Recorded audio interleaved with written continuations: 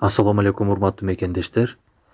Бүгүн кайрадан эле тарбиялык окуяларды, тарбиялык мазмундагы окуяларды баян этүүдөн баштайбыз. Бүгүнкү тарбиялык мазмундагы темабыз садака, соода, береке деп айтылмакчы. Албетте пайгамбарыбыз Мухаммед саллаллаху алейхи вассалам айткан, соодада береке бар деген. Андыктан соода менен алектенген же соодага кызыккан адамдар төмөндөгү окуяны уксаңыздар көп сиздерге пайда алып келет деген үмүттөбүз. Анда окуяга көңүл буруңуздар. Күндөрдүн биринде шаар кезген кайырчы Азирет Алиден кайыр сурайт. Кайырчыны жылуу кабыл алган сахаба уулуна буйруйт: "Үйгө чуркап алам, энеңе айт. Мен берген 6 дирхамдын бирөөнү берсин." Уулу үйгө барып куру кол келет да мунун себебин мынтип түшүндүрөт: "Энем сиз берген 6 дирхамды ун сатып алуу үчүн катып койгонун айтты."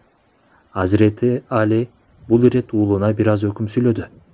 Пенде өз колундагы нерсеге караганда, Алла Тааладан боло турган жакшылыктарга чын дилден ишенмейин ыйманы толук болбойт. Энеңе барып айт, 6 дирхамдын баарын берсин.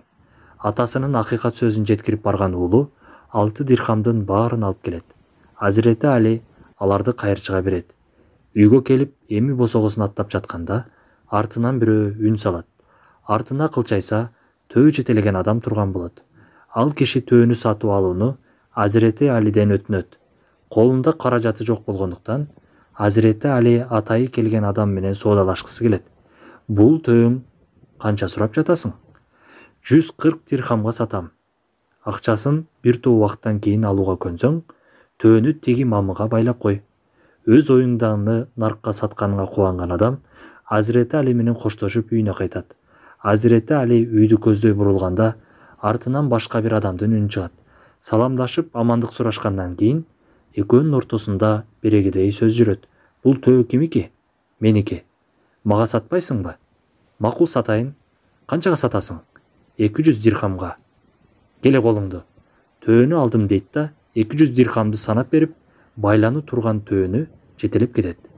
Азирети Али болсо 140 дирхамды төөнүн алгачкы ээсине берет да калган 60 дирхамды жубайы Азирети Фатиманын колуна карматат. Азирети Фатима бул акчаны кайдан келгенин сурайт. Бул Алла Тааланын кимде ким бир жакшылык кылса, ага өзүнүкүнөн 10 эсе көп жакшылык бар деп. Ан-Наам сүрөсү 160-аят деп бизге берген убадасынын жемиши, деди Азирети Али. Анда көңүл бурганыңыздарга рахмат. Кийинки берүүлөрдөн жолукканга чейин саламатта калыңыздар, ден соолукта болуңуздар.